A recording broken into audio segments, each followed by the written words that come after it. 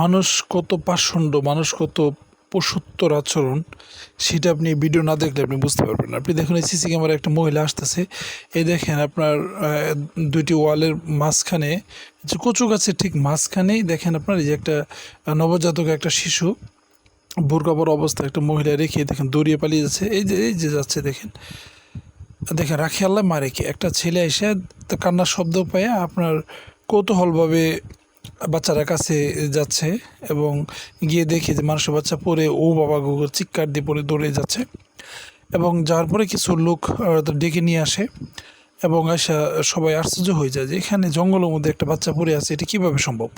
তখন একটা ছেলে আবার হাত দিয়ে স্পর্শ করে দেখতে যাচ্ছে।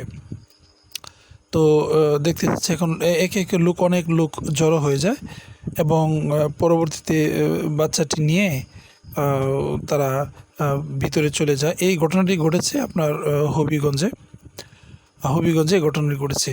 তো আসলেই জানা যায় যে এই মহিলাটি কিন্তু বাচ্চাটার কিন্তু মা ছিল না। হ্যাঁ, হয়তো বাচ্চাটা কেউ চুরি করে নিয়ে আসছে, তবে আসলেই সঠিক তথ্যটা এখনও পাওয়া যায়নি। তো যখন পাওয়া যাবে হয়তো আমি আপনাদেরকে আপডেট জানানোর চেষ্টা করব।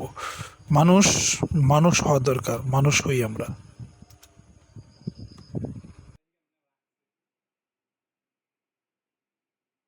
প্রিয় দর্শক, এই ছিল এখনকার সংবাদে। আমাদের পরবর্তী সংবাদ দেখার আমন্ত্রণ রইল। এছাড়া দেশ বিদেশের নানা প্রান্তের সংবাদ পেতে এটিভি নিউজের সাথেই থাকুন।